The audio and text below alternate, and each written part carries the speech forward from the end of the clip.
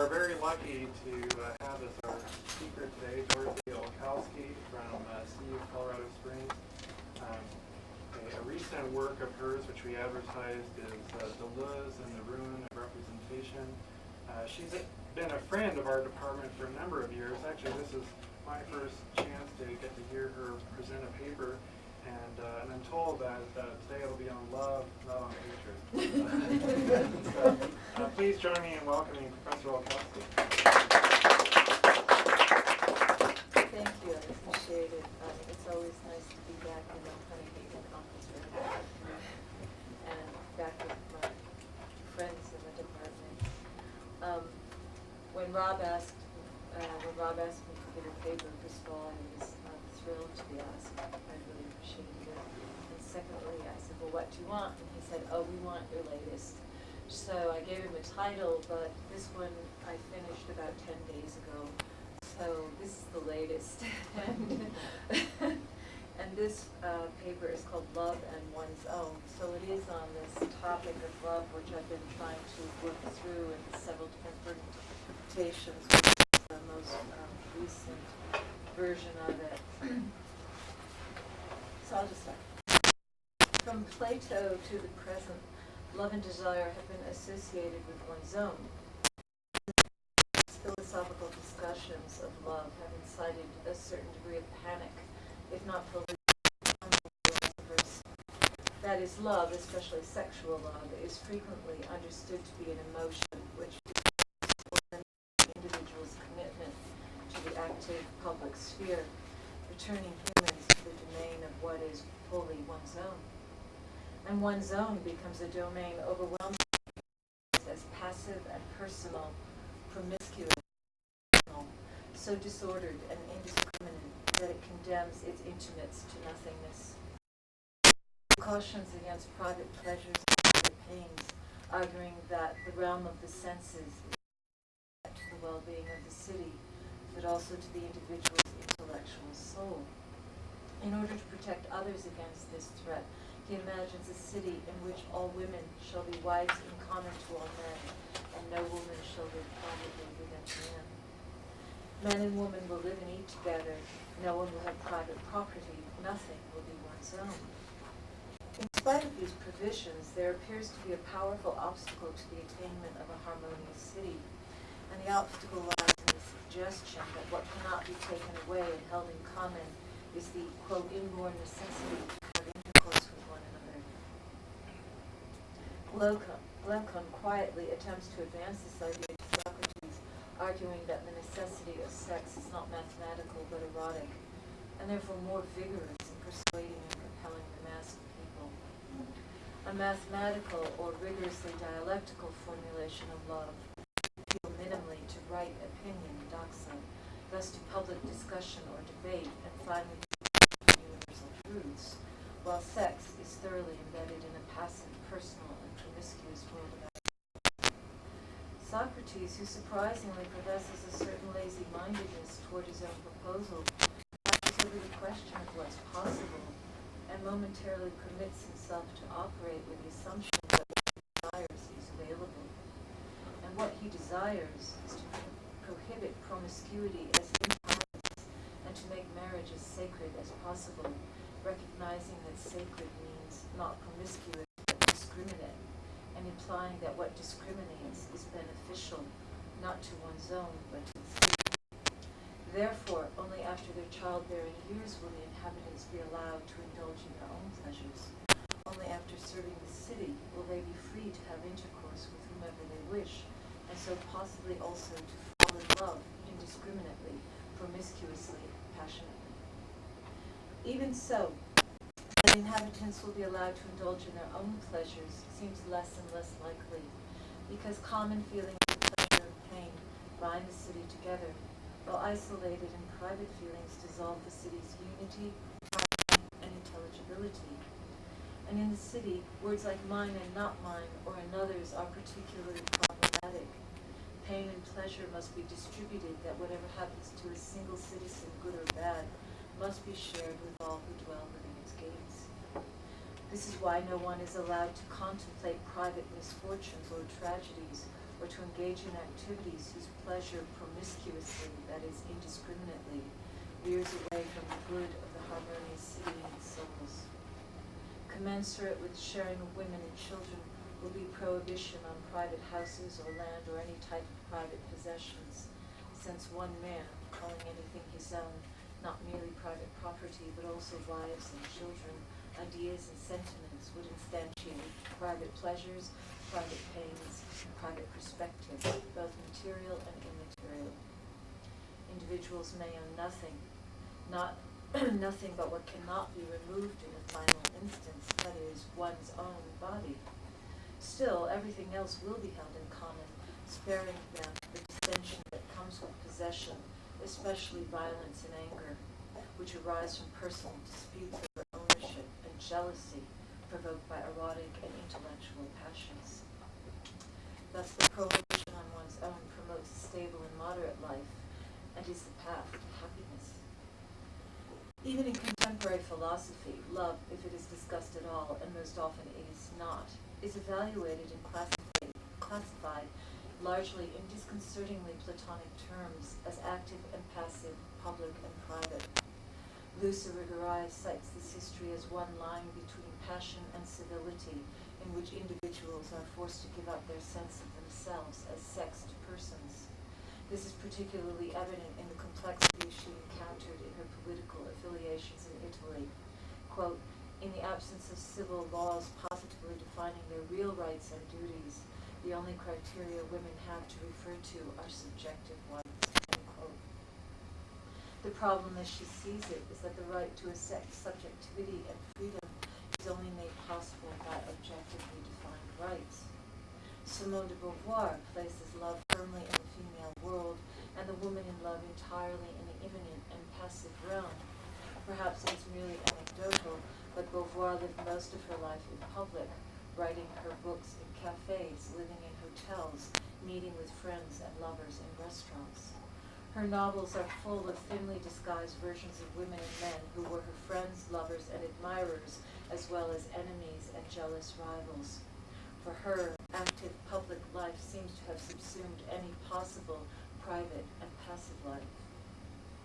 Surprisingly, it's Sartre who refers to love in its most ideal form as a, quote, organic ensemble of projects toward my own possibilities, end quote, a construct which appears to rend open the previously impermeable boundary between the passive, personal, and promiscuous, and the so-called public world, shared and harmonious. Much depends on the framework within which projects toward one's own possibilities are posited. It might be the case that such a love, with its emphasis on transcendence in the direction of one's own possibilities, is simply another version of self-love. Falling in love might turn out to be a situation akin to the concern of the ancient Greeks, for whom, it has been argued, wild eros creating havoc was not problematic, rather they were troubled by self-love. Human beings launching into love in and from their self-investment or self-preoccupation are fixed on their own egos and full of grandiose fantasies about themselves and their power over others. Or they are fixed on their own superegos and full of fantasies about how grandly they suffer and must bear the suffering of the world. Or they are fixed upon their own bodies in the manner of hypochondriacs. In this case, the beloved is an echo who repeats the acts and words of the self-absorbed lover. The lover produces a new version of her or himself, who loves as she or he loves on her or his terms. Or equally likely, transcendence in the direction of one's own possibilities might simply be another means by which an individual is transmitted from nothingness and non-being, a darkly private and passive realm, into the lighted but still dim world of an objectified in itself, and finally into the glow of the public active world of choice. This kind of love would again take the form of a transit, a passage, an escape from the realm of the senses and the indiscrimination of promiscuity, the messy fluidity of sexual contingency, where anything can happen. In spite of appearances, attempting to examine the relationship between love and one's own It's not a matter of arguing over interpretations of Plato, Irigaray, Beauvoir, Sartre, or any other philosopher. It is much more a question of the association of ideas. How do we philosophers on this day and in this time, how do we conceptualize love? What ideas do we associate with the idea of love, and what is the effect of these associations on our concepts, our teaching, our lives?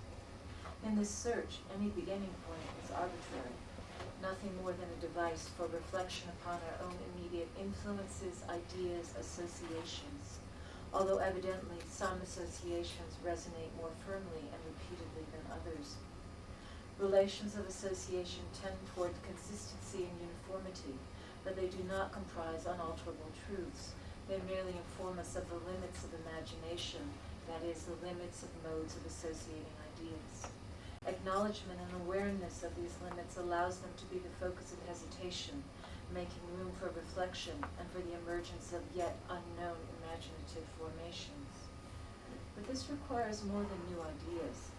Ostensibly new ideas are often nothing more than disguised and deflected variations of existing structures or orders. Thus, rather than commencing with unique but fully formed ideas, experimentation with alternative modes of inquiry, perhaps partial, disordered, and originally indiscriminate modes of reflection, might yield some new ideas or even ideas inconceivable in existing structures. If reflection on love could begin far from its ideal projects, it could be initiated by the most immediate of data, that of the given, of pleasure and pain, and the awareness of the influences of all the elements in the world on our own receptive sensibilities, as well as the givenness of transcendence in the form of impressions of reflection. This would not be transcendence through choice, action, or knowledge, but transcendence through contingency, that is, when some pleasure or pain influences the person, is given such that she or he cannot but reflect on it, something entirely new arises, a new impression of desire, aversion, hope, or fear, an impression of reflection. Granted, the strength of philosophical prohibitions in the realm of the senses, the realm of passivity, the private and singularly personal, such reflection, if it is possible at all, would have to take place in some obscure interval, in the hesitation between our receptivity, our immediate and direct connections to all the elements of the universe, and our fascinated but characteristic responses to those immediate connections. Yet such hesitation is precisely what our understanding, our habitual modes of thought block. So the idea of love may entice us with conceivable new theoretical formulas, but the inability to immerse ourselves in these images, if that's what reflection is, will certainly throw us back into the orthodox realm of habitualized repetition. If we do not fall into the image, we may not nevertheless act on it, but we act ignorant of its affects as well as of the effects of its contingent associations, its role in understanding and in our pursuits. Thus, if within the context of transcendence, the ideal transit toward one's own possibilities, love is impossible outside of the relation to an other only in the most primitive dimensions, those of a direct connection with the other as affective sensory being, and not in the transcendency constituting realm dedicated to action and knowledge, then it is clear that we have barely begun to reflect on these concepts. If the other, as an affective sensory being, is a passive, personal, and promiscuous being, erogenous and disordered, then the other is indiscriminate, not a being at all, in the sense that it is not yet either in itself nor for itself. In a certain sense, it is not even a body. It is not organized and integrated. Lacking identity, it is the free flow of affective receptivity, passively synthesizing influences of all the elements of the world. This is evidenced in the concept that for an ordered and organized subject, a free transcendence, impassioned direct connection with the other as a free and independent being, and not as a mere sensory affective entity, leads to conflict. This is not because love is nothing more than the raw desire for physical possession. Such possession would amount to little more than ownership, a mechanical arrangement easily obtained by those with power, wealth, or the capacity to induce enchantment by whatever means available, psychical, chemical, or spiritual. Neither is love an act of perfect freedom. To be loved because one's qualities conform to a list of ideal merits, or simply because the other has run out of options, amounts to no love at all. Love, true love, pure love, exhilarating love, is the curtailment of such freedom, precisely insofar as when in love, the lover seems to accept a limit on her or his transcendence, on her or his access to the world and to all the objects, persons, and acts possible in that world. But in doing so, the lover risks returning herself or himself to the status of a possession. In seeking to be the whole world for the other, the lover may become a thing, standing in for all the things in the world, which is to say, an object. Although this object may be chosen, indulged, cherished, and adored, nonetheless, the choice to attract the other, to fascinate the other, in order to become a beloved and desired object, virtually eliminates all existing and certainly new relations with the world. The acts of this avowedly fascinating being must somehow be confined, not to that private, personal, and promiscuous world, but to the world constituted in the slender trajectory between lover and beloved. If the disordered and indiscriminate nature of immediate sensory affective being must be transformed into a unilateral relation between lovers, even this trajectory becomes unbearable in the face of the public demand for harmony and intelligibility. Love must be justified. Rumors fly. Tell us, what do you see in her? Or, don't you think he's just looking for security? Or, do you think she really loves him? Love's place in the public realm must take precedence over the dazzling, disorderly circuit between lovers, and more pointedly, and to its detriment, over the indiscriminate realm of the senses. Some justification is called for, and so one is posited. Perhaps the lover first attempts a circuit in which the beloved becomes the foundation of all meaning and value, and the entire public realm is judged on that basis alone. But this in turn calls for an appeal to a higher order, an ideal of love which legitimates and universalizes the affective bonds. Intellectually, this remains a solipsism, not even of two, but merely of one to infinity. Not worldly meaning and value, provisional, contingent, capable of vacillation, but private meaning and value, evoked by an active understanding, a subject, still passively embodied and lived, but as if determined by a higher power, by the very ideal of love. The asymmetry of such a relation implies that for the one who is loved, all of her or his own possibilities are somehow being fulfilled. Facticity, contingency, love of the cosmos, imagining the affects arising from the world and the existence of others, all become irritating reminders of the contingent universe, the world in which all beings influence and are influenced by all other beings.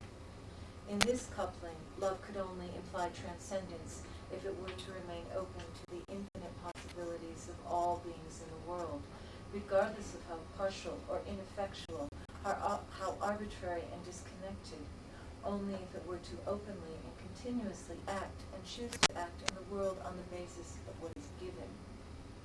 But such activity would not be the ideal love of one's own, since the ideal love must be a purely active force, doubly transcendent in relation to the primitive dimensions of the sensory affective realm. So in the end, love must be an illusion, a game of mirrors, an eternal dissatisfaction and deception, in which at best the partners trade places endlessly, now active, now passive, now subject, now object. Thus discouraged and despairing, the disappointed lovers may make the final plunge into public passivity and personal promiscuity, publicly denying all civic rules, ceasing to act at all, and gravitating toward unanticipated but predictable possibilities, masochistic relations. Objectified, though still intelligent, the beloved becomes a cherished object, a work of art, fetishized and forlorn. This is a quote from a poem by Stéphane Mallarmé called The Other Fan. O dreamer, that I may dive in pure pathless delight, Understand how subtly to connive to keep my wing in your hand. Vertigo, how space quakes like a great kiss, wild to be born for no one's sake, but can neither spring forth nor be stilled. By placing herself, and I have, I'll say, alternative possible genders here, and which one I choose is arbitrary, but somewhat contextual. So I'm just going to try it this way and see how it reads. By placing herself in the hand of the other, she collapses into an in itself total passivity, complete estrangement and rupture. She becomes a beautiful object, another fan, or more formidable in her object status, a beautiful form, a sculpted being whose natural habitat is a frozen garden, visible in the harsh light of winter evenings. She disappears into the mysterious dream world of vertigo, swooning in the face of the other's powerful subjectivity. Of course, while the beloved may find pleasure in her transformation into a work of art, there is also prostration, the submissive gesture. And conceptually, even in the thrill of transforming love into an idealized work of art, and the lover into a subservient creature, this lover remains the masochist of Severin's manuscript, Confessions of a Supersensualist, from Le Provençal Massa, who pens utterly fatuous lines, quote, "To love and to be loved, what joy, and yet how this splendor pales in comparison to the blissful torment of worshipping a woman who treats one as a plaything, of being the slave of a beautiful tyrant who tramples one underfoot." End quote.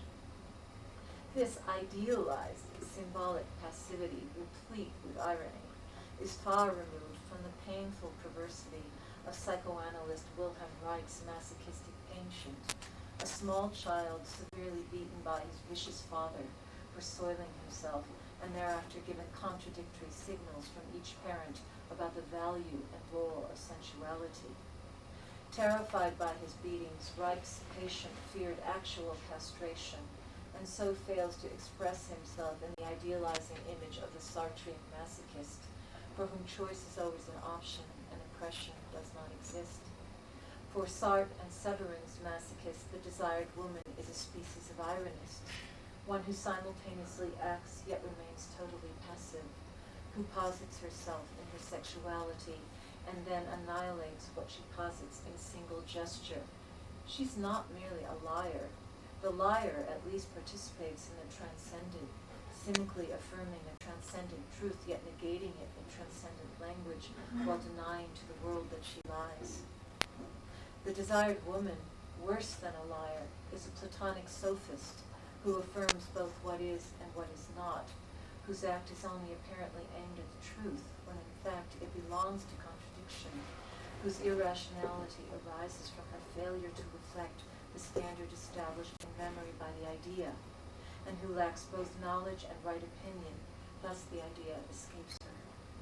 So in Paris of the 1940s, or Athens of 370 BCE, when women fail to meet the expectations of their husbands, dates, or physicians for amorous adventures, it is a failure to attain the ideal.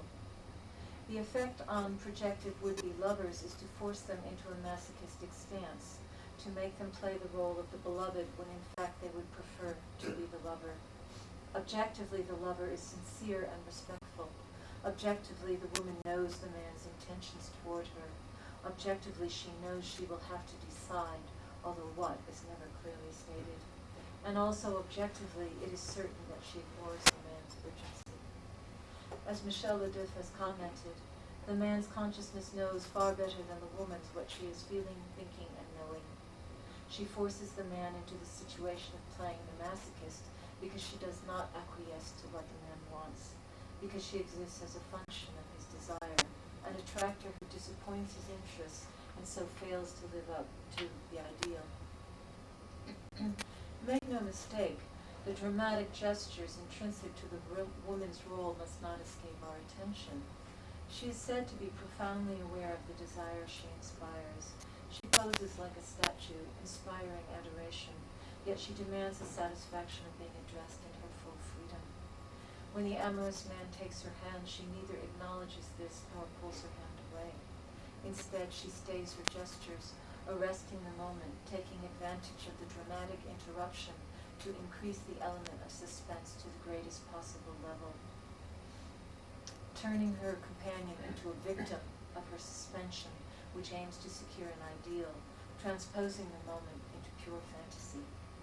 She begins to speak about herself with great animation, her face flushed, her eyes full of light, her consciousness a display of the greatest possible freedom, reaching to accomplish the highest ideal she can aspire to, the separation of her sensuous nature from her intellect, her flesh from her soul. In short, she is icy. She is cruel. She disavows her sensuous nature to attain a supremely impersonal sentimentality, the climax of splendor and perfection. But it is an ironic gesture, a sophistic ploy, because she can never escape her flesh. Contemplating her own body as if from above, the loved woman reflects on her own flesh as on a passive object whose possibilities have entirely escaped it. The effect of her assumption of the view from above is to reduce the amorous male to existence as mere in itself, while she divides her existence between facticity and transcendence. And why? Because, as Venus infers, avows, quote, most men are so common, so lacking in verve and poetry, that she does not think she could love one for above a month. Modern men, she complains, rely on reason, and so fail utterly to appreciate love as pure bliss, and bliss as promiscuity. Having made nature into an enemy, their sensuality is vulgar. They remake the Greek gods into forces of evil, and condemn sensuality with threats of damnation. As a purely frivolous woman, she takes love seriously, admiring the sensuality of the pre-Socratic and pre-Christian Greeks, that of pleasure without pain. For modern men, love and women are hostile forces to be defended against, in spite of the pleasure they promise and indicted for the pain they incite. And this is why, in this context, the amorous male appears to be subject to the dominating powers of the idealized woman. But in fact, it is the so-called masochistic victim who dictates that the woman is merely the first step on the ladder of Diotima. After all, it is Sartre who accuses his Venus of bad faith and condemns her as a coquette for the sin of contradiction and sophism, for both being and not being her body at once, for contemplating her sensuous being from above as a passive object whose possibilities escape it, even while operating as an attractor. Displacement operates everywhere. For philosophers, noble lies are at least a behavior of transcendence, a normal phenomena of Mitsein, presupposing one's own existence, that of the other and that of oneself for the other. It is a project, whereas the sophist gestures imply an immersion in the private sphere of one's own and in passivity, the personal and the promiscuous. In this light, it is literally ironic that Plato posits the prohibition on one's own as his own desire, since this seems to break his own rule against asserting that anything, even an idea, is mine or one's own. Thus he must also address what is possible. If the rule against one's own is not merely his, but is in some sense common, Plato must show in what sense this rule is common, and in what sense it is not merely his own desire. And this means that with reference to the inborn necessity of men and women to have intercourse with one another, including that of men with men and women with women, he must not merely calculate how to persuade or compel the mass of people to obey the rulers and to leave aside their own pleasures and pains. He must also address the erotic aspect of this necessity. He does this in the Symposium, where the lover who loves the beautiful or the good appears to desire that they become his own, since possessing the good or the beautiful makes one happy. But Diotima is made to caution Socrates. She's made to argue that no one takes joy in what is his own, but only in what is good, that love is wanting to possess the good forever. And this is apparently achieved by a singular means. That means is to give birth in beauty, whether in body or soul. It is birth because it goes on forever, and love wants to possess the good forever. forever. But the possession of what goes on forever cannot be a personal possession. It cannot be one's own. Nothing that is one's own goes on forever, not only the body, hair, flesh, bones, and blood, but the soul too. Manners, customs, opinions, desires, pleasures, pains, fears, none of this remains. To possess something that goes on forever, mortals must turn to the sphere of what is immortal and never one's own. And this sphere is accessible for Plato through love. Quote, a lover who goes about this matter correctly must begin in his youth to devote himself to beautiful bodies. First, if the leader leads aright, he should love one body and beget beautiful ideas there, and then he should realize that the beauty of any one body is brother to the beauty of any other, and that if he is to pursue beauty of form, he'd be very foolish not to think that the beauty of all bodies is one and the same. And when he grasps this, he must become a lover of all beautiful bodies, and he must think that this wild gaping after just one body is a small thing and despise it. Quote, having turned away from love of one body, the lover is freed from the threat of seeking to make that body his own. Rather than attending to his own love and the body of the lover turns to souls, seeking to give birth to ideas rather than to the beauty of the singular body of the beloved. In fact, the beauty of bodies is relegated to a thing of no importance. The lover gazes not at the body of the beloved, but at the world beyond, at activities and laws, customs and knowledge, in order to give birth to glorious and beautiful ideas and theories, loving now not out of his erotic necessity, but loving wisdom. This is the final love of what neither comes to be nor passes away, neither waxes nor wanes, and so can never be made one's own. This love is a movement upward. By loving correctly, one is led to the final and highest mystery of love, love of the absolute, pure, unmixed, and unpolluted by mere human flesh, that great nonsense of human mortality, that love of divine beauty, that mystery of love which turns away from the single beloved body in search of some unpolluted beauty. In all this, Olkowski's poor suggestion that there might be an erotic necessity among men appears less and less likely. One's own desire and one's own love appear to be easily foregone. Victim of an act of transcendence, which moves from one body to another, facilitating comparisons and the search for unpolluted beauty. In fact, Plato is little worried about promiscuous love and love of one's own, because he knows very well that the soul's transcendent trajectory is inevitable. It is written on the soul, whose tripartite form of appetites, opinion, and intelligibility guarantee that the individual will be driven beyond love for his or her own body, beyond the desire to make the beloved body of the other one's own.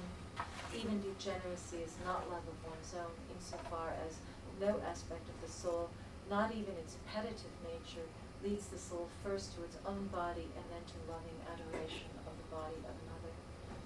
To be degenerate, to be a glutton or a sexual adventurer, is not to love one's own body, nor is it to love the body of another. The great mysteries of love are not love at all. Women and men love their bodies and the bodies of others so little that they must be tempted into giving birth by the promise of beauty, the promise of honors, the promise of wisdom, the highest mysteries. Love of appetite, opinion, or wisdom is not love, but the inevitable transcendent trajectory of one's own soul, a scale of self-absorption and self-love, breathtaking by comparison with the Greek myth of Narcissus. Love would demand that it is possible to have something that is one's own, that there is a truly erotic necessity, but none ever appears in Western philosophy. Drowned in appetites, goaded by honors, transformed by wisdom, there can be for us no love of one's own. So perhaps we should not be surprised that Plato makes Diotima the source of these ideas, and Sartre makes the woman into a sophist. For the Greeks and Sartre, women are less able to resist pleasures and enjoy sex too much. Yet in contradiction and simultaneously, they lack the free-floating desire that would allow them to move from one object to the next, making comparisons based on beauty, nobility, and intellectual performance. Moreover, while the pre-Socratic Greeks identified active and passive, dominant and submissive sexual roles with males and females respectively, Plato eliminates passivity entirely, making necessary the beloved's intellectual growth, initiating the trajectory from appetites to right opinions to knowledge. Both Plato's and Sartre's lovers urge the beloved to be like me and do what I do, so that when I take your hand, you should also take mine. The beloved object should take up the demand that she or he is an attractor and respond mimetically. Imitation is always the key to knowledge. If there is to be love, women and some men must become amateurs, imitators of their idols or mentors' ideas and ideals, rather than persons who reflect upon their own direct connections with all the elements of the cosmos. The immediate connection, then, to all the elements of the universe, to impressions that strike our senses, making us perceive heat, cold, thirst, hunger, pleasure, or pain, as well as the contingent and vacillating reflections on these impressions, do not guarantee ideals. Instead, they intimate unknown connections, unknown modes of emotion, desire, passions impossible without love and one's own.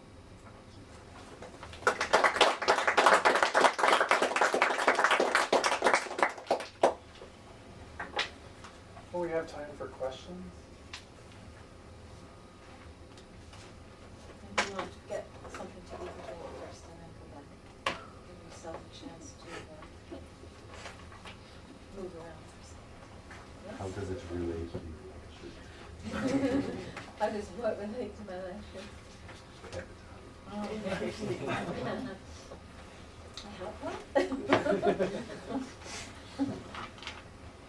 Or more than one? Okay.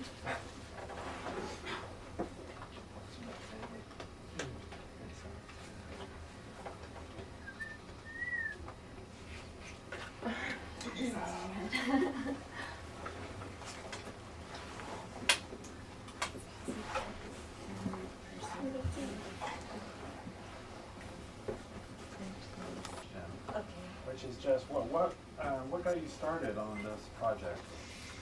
Say that again? What got you started on this project? Frustration?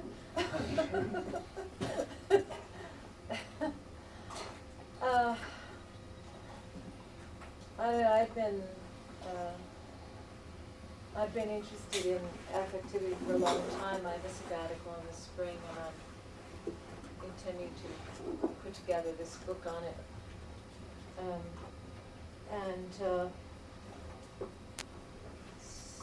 So I suppose that I really don't even know how it happened, to be honest with you. I wanted to write something about the heart as an organ. And I was visiting a friend in California, and there was a book on her shelf called Love in the Western World. And I started reading that, and and I had Sartre's Being and Nothingness with me too, by design. And I started putting things together that I suppose I've been thinking about for a long time. Because it seems to me that there's something wrong kind of at the base of a lot of our thinking. It's foundationally problematic, and that it has to do with, it isn't what people normally call it, a devaluation of the body. I don't even think that's exactly the problem. I think it's much more subtle than that, and I've been trying to find out where it begins, or some focus. I have the idea that concepts arise in relationship to and out of our affective reflections. And I wanted to work with that notion that concepts arise out of and in relationship to our affective reflections. And I was always stunningly disturbed by people's unwillingness to change their ideas, to change their foundations, to change their formulas. And people seem so emotional about this. They are emotional about it. So I began to look at ways to address those foundations, temporal, emotional, affective, any route I could find. And this one just opened it up for me hugely. Plus, it's something that isn't very much, it's not written about. I mean, you really have to, there's no book out there. I was struck by something you said that when you were talking about our being caught in the ruts of the passive, active analyses of love, as well as the public-private distinction, and the way in which you brought Sartre into the discussion. I'd never actually seen this this connection before, but it almost seems to me that Sartre's focus upon subjectivity and being objectified in the case of the coquette and other analyses actually exacerbates that problem of trying to understand eros, but outside of this dichotomy of the active and the passive. There are places in Sartre where he actually accomplishes that, and this paper on love and hatred, that is the precursor to this one, articulates precisely those places, and that what's interesting is that Sartre at least writes about it, Mm-hmm. So he opens up the territory in ways that other people don't. I mean, I didn't know him for 25 years, and he doesn't, every time the idea comes up, he flees. He runs. It's just not there, and it's not there in most other people. I haven't really in this paper done Beauvoir justice, but it wasn't my intention to turn it into a paper about her, so I didn't really want to go too deeply into it. But she's caught in that Sartrean trap. You have to, the false dichotomy of the active and public versus the passive and private. And I began using that word promiscuous, which is in the translation of Plato's text, but in the sense of its meaning dispersed and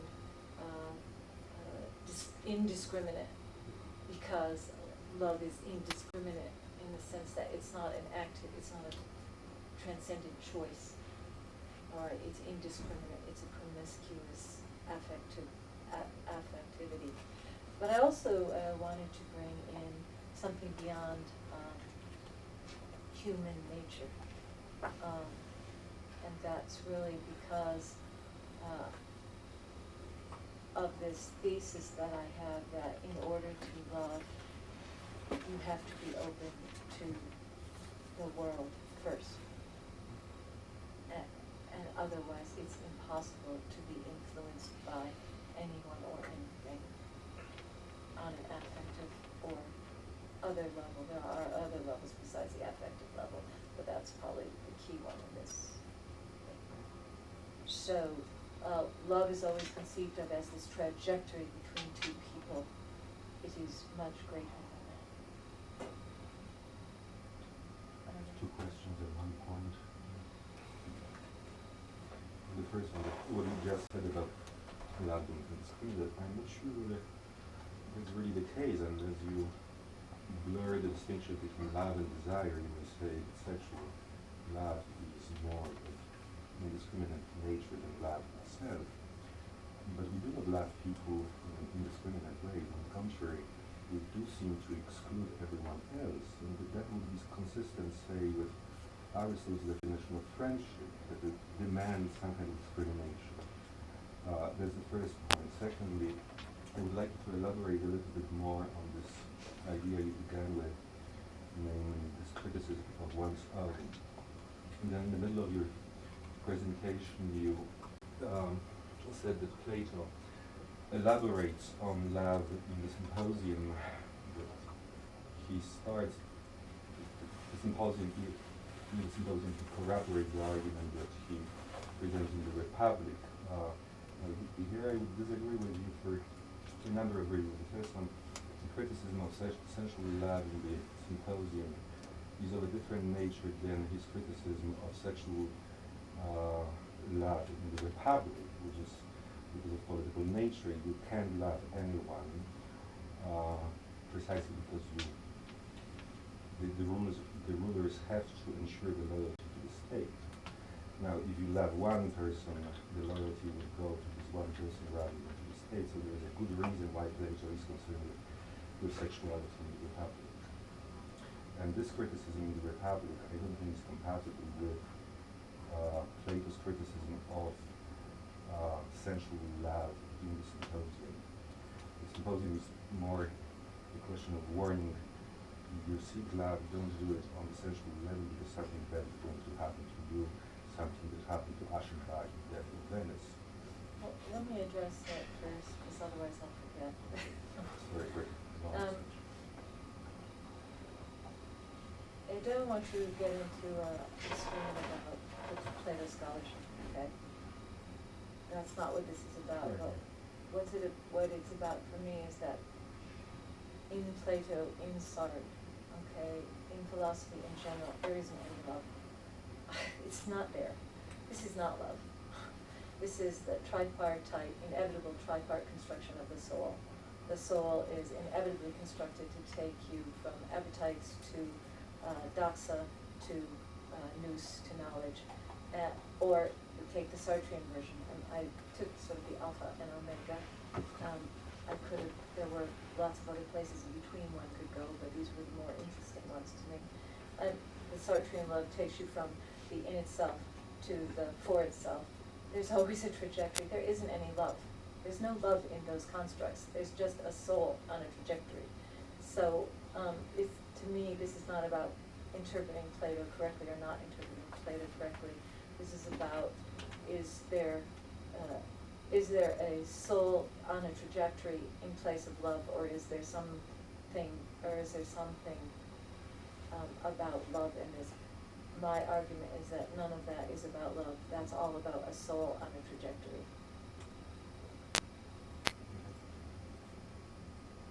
And that's essentially what, anywhere you look in philosophy where you find a public-private dichotomy, the passive-active dichotomy, which is everywhere, okay?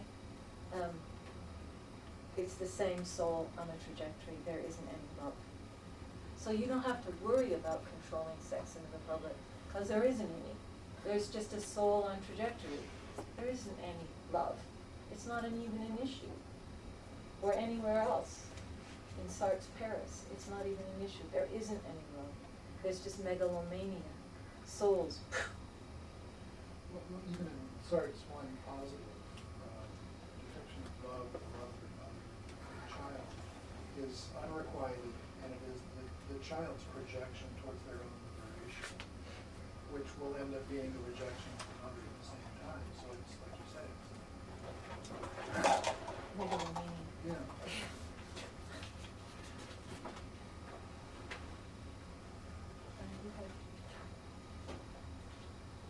Well, I was wondering, this is going a little off topic, but I was wondering what your opinion was of,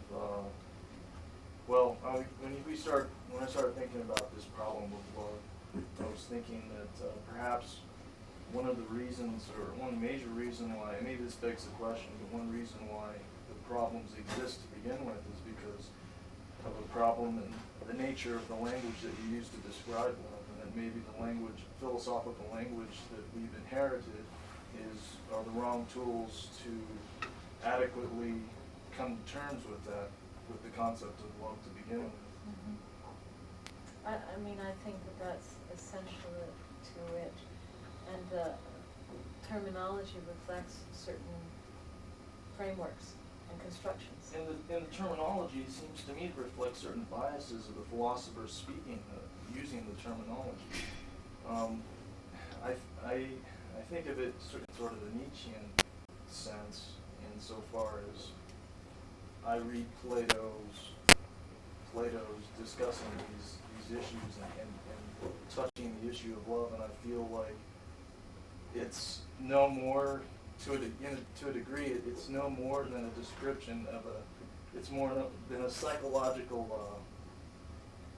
it's like exposing his own psychological prejudices concerning the subject and not really coming to terms with the subject in more of the philosophical spirit that I think that we want to credit to Plato. That Nietzsche is reading Plato psychologically? No, I think that Nietzsche's, I'm not exactly sure about this, but I think that Nietzsche's criticisms of psychological observations of certain philosophers, particularly Plato, were correct in that sense. So. Yeah, that may be true, but we still have to take the ideas and as concepts, and as concepts they've had a huge impact on us, so that even when you change the framework so radically from a sort of formalized one, like you find in Plato, right, to Plato's ideal forms, right, to something like Sartre, which seems to be the complete opposite, where everything you do has to be chosen every second of your life. There's nothing pre-given at all. There's no memory. There's no ideal forms. There's nothing there. Yet, nonetheless, it's interesting to see how, in this regard, what is important, perhaps the overriding concept here, is that there's a soul on a trajectory, and there isn't any. Lots of things get dismissed for the sake of that trajectory. Maybe the trajectory is going in different places for each philosopher, but lots of other things get completely obscured by that direction, by that movement, by that framework. It's as if we haven't even, what I'm thinking is that we haven't even started to talk about these ideas. We've completely glossed over them. We've never even discussed them. We're so fixated on, truth and knowledge and knowing and being right and acting and, producing some change in the world, or acting on something, or knowing something, being the one who knows, that all of these terms we use, and we haven't even begun reflecting on what they might possibly mean. I'm just trying to appreciate the sort of shift in method that your papers seem to be suggesting. Would it be the case then, if these biases are pervasive and these dualisms are pervasive, that one possible solution to help people get at love would simply be to direct them towards literature? And why? I mean, what's the motivation to do a philosophical project as an alternative to what's already been done? Why not just point people towards literature? Because it isn't any different. Literature is supposed to be about universals, right? How often have you read a review in the New York Times? This book discusses the great universal themes, right?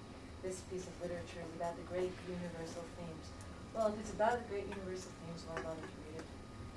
Well, I think that's a good condemnation of book reviews, but are the books also Yes. as infected as the reviews? I use enormous amounts of literature. This is just anecdotal, but good luck trying to find anything that expresses anything other than a pre-established notion of what something is, and we're talking about the great authors there, okay? I mean, literature is no different from philosophy. It's all language. It's all Eastern and Western, whatever tradition they're coming from. It's all caught up in the same frameworks of we want to know, we want to be the ones with the truth, we want to be right, we want to take action, we want to know for the sake of action, we have the truth. It's all caught up in that. But wouldn't you say that if you want to direct someone, and they seem to side with David in this point, to direct someone to know what a great love is, no philosophical treatise ever going to do anything about it. But you can say, well, take Abelard and Eloise, or something like this. That is how is what That- love is. That's a great example, right? Because what happened? Heloise gets pregnant, what does Abelard do? He splits. That's a great example. Yeah, but the longing that remains. That's not love, that's longing, that's regret, that's the typical 12th century courtier passion in which the more you lack, the more you love. That's just, as far as I'm concerned, that's just a perfect example of the platonic soul in transit. And so- Love is just something that makes you hurt enough so that so it pushes you to transit beyond beyond affective sensuality and promiscuity in the sense I'm using it. Yeah, but then, Because you've directed. but then the alternative would be okay, Plato, but no one really knows what he's talking about. That's not an alternative, it's the same problem. I mean, Plato's the one who generates that ideal formulation, and the courtiers of, were simply reenacting it on with much higher stakes, by the way, because there's good evidence that they were all actually millennialists. They were not interested in love, they were interested in death. Death. It wasn't love, it was about death.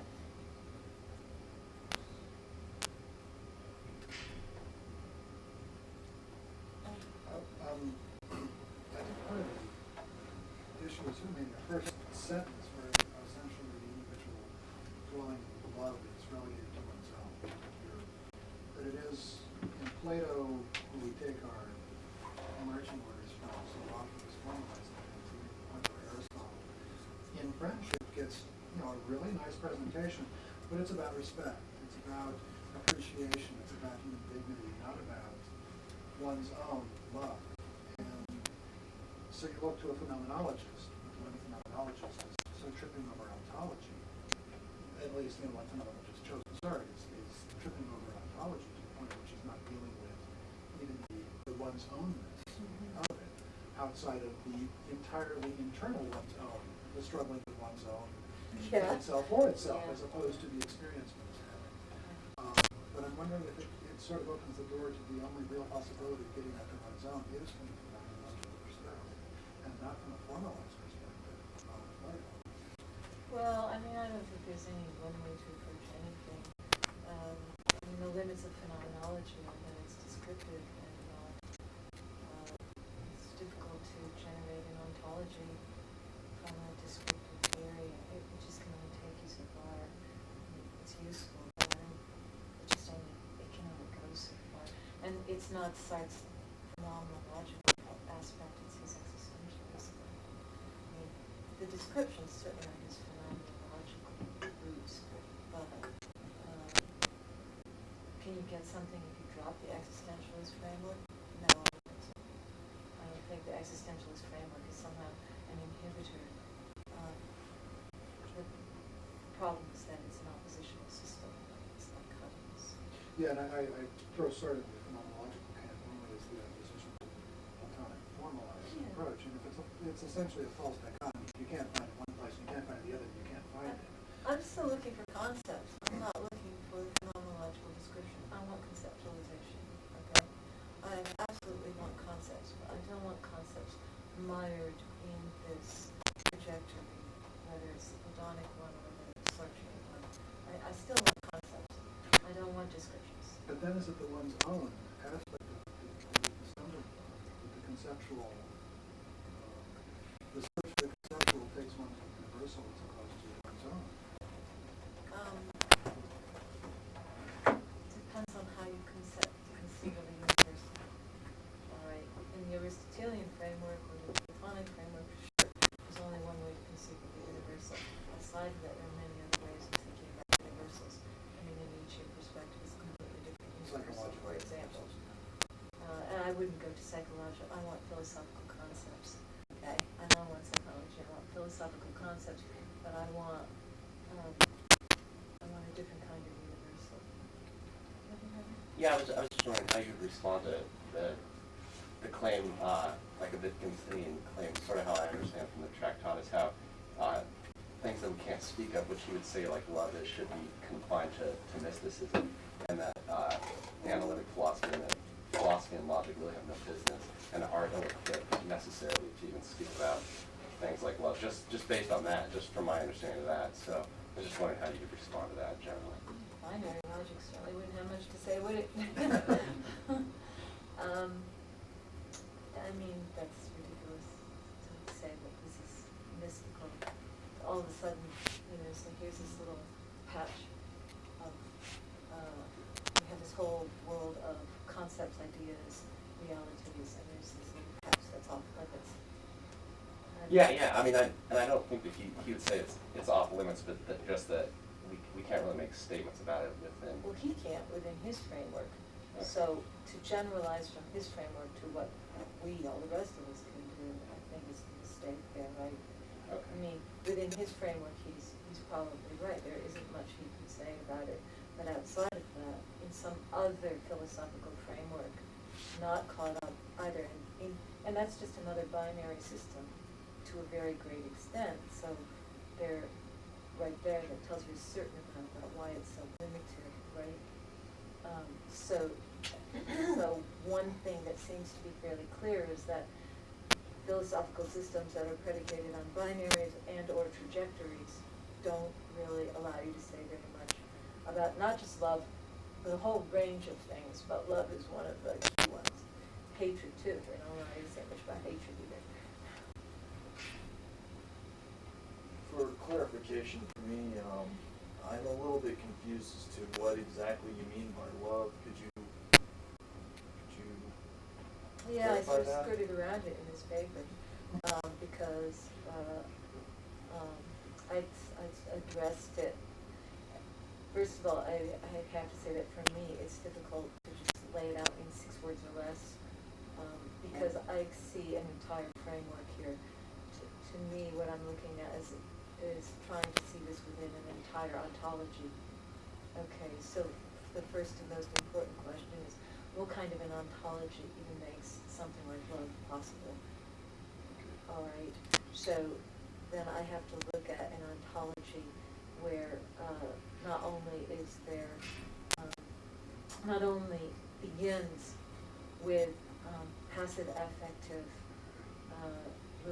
relations between all human beings, but I have to go beyond that and say that this is an ontology where all of the elements in the universe influence all other elements in the universe, many in ways that are imperceptible.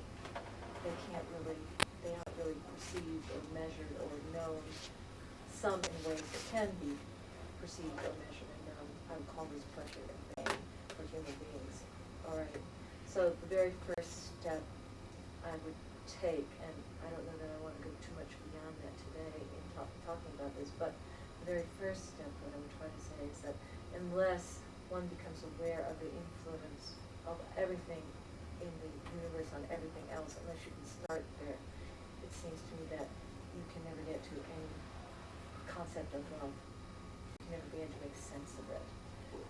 If you begin with an idealized project, okay, that's what I talked about today. You begin with an idealization, and you've already determined in advance what you think love is.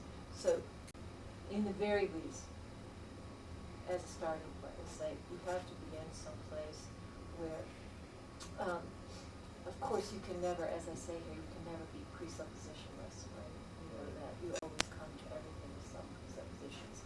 But it's simply a starting point for unveiling your own biases and prejudices and then trying to get to some sense of what happens when things influence one another. On a most primitive level, love is that influence. That's not a very human way of understanding love. I realize that. But without that, I don't think these more complicated, flowery, sentimental aspects of love that we're so accustomed to are possible.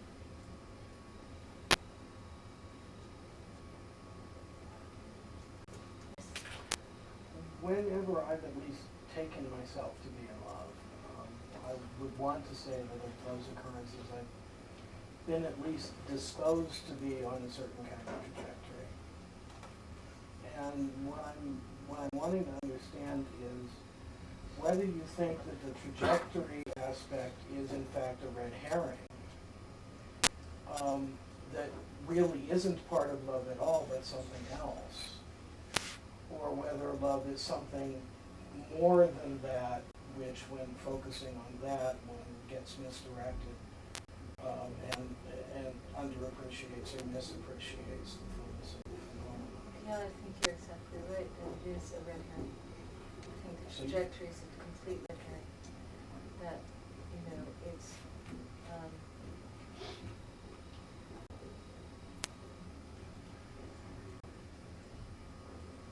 So not it's a even way part of of it. limiting, it's a way of, it's caught up in those frameworks of binary systems and trajectories and public and private. I understand that it's a way that people have come to understand it through what they've been associated with and what they've been subject to and what they've read, et cetera, et cetera. Almost everything you read tells you that it's this that it's this trajectory between two people. But I would say that has nothing to do with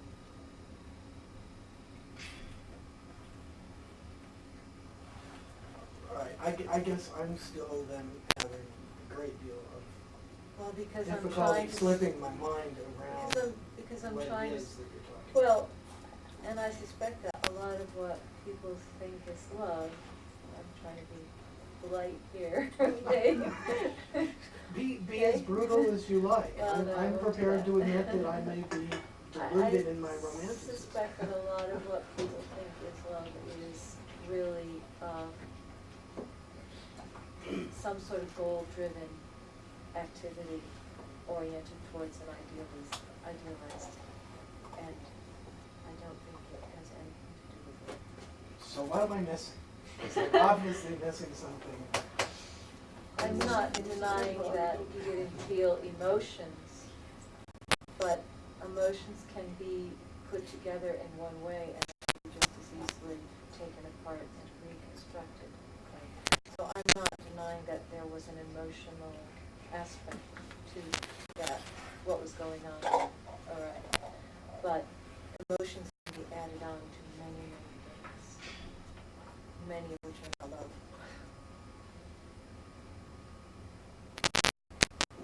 Are you talking about an emotion then? No, I'm not talking about emotion. I don't think love is an emotion.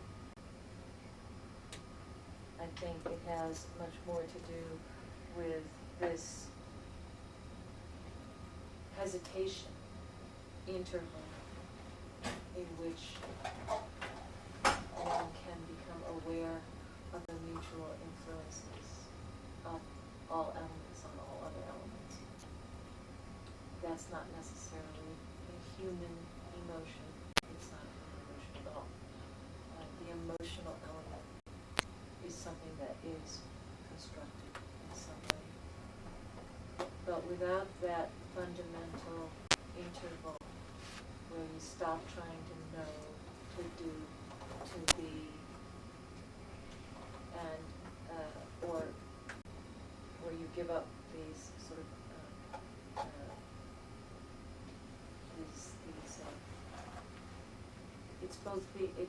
it's the platonic sophist position, okay, where you both exist and don't exist, where you both are and are not, where you are clinical, where you are not acting for the sake of some idealization. It's the sophistic position. Is it fair to call it a intellectual. cognition? I suppose it could be. We have a class coming in at 4, so I think we only have time for one more question. I was just going to say that I noticed that you use Rivereye and the Beauvoir. But it seems to me that in the tradition, there's a huge literature in the 70s and 80s that tapped into some of these Mhm. ideas, which in my view, waned unfortunately and never really blossomed. Mhm. And I just wondered, I know you only have so much you could say here, but are there people that you could use to get some clues about working up this ontology? Who are you thinking? I can't think of her name, the woman who wrote Maternal Thinking, and thinking about, you know, what I'm talking Sarah Ruddick? Yes. I mean, all of these have sort of roots of these ideas that, because they don't have the proper philosophical background as you do, Right. they could never Right. really instantiate them Right.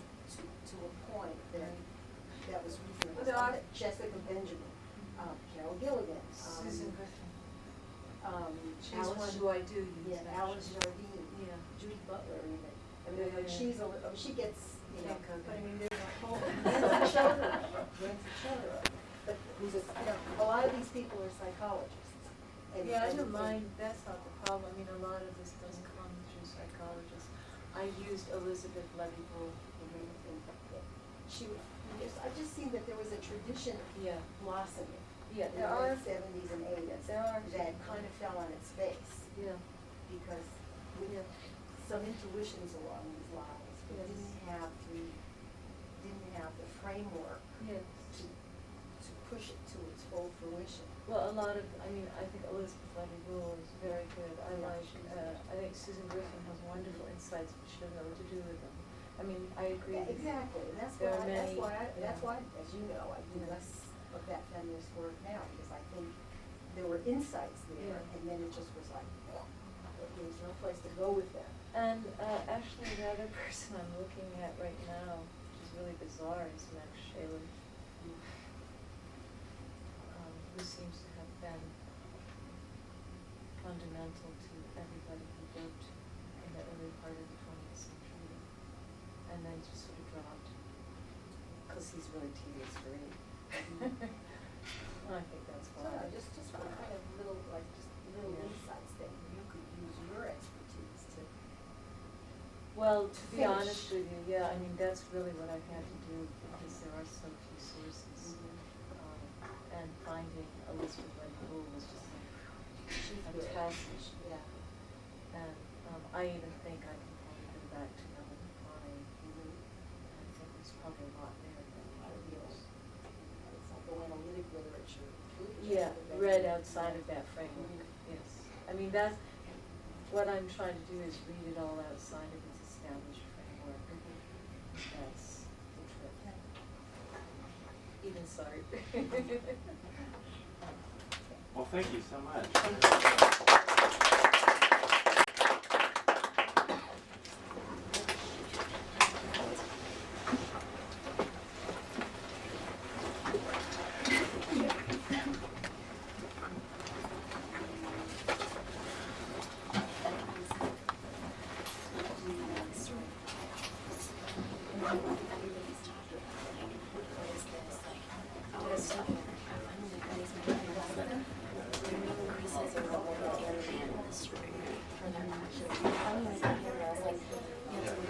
These two people coming from a patriarchal woman where she's never had control, he's always had control. All of a sudden, she's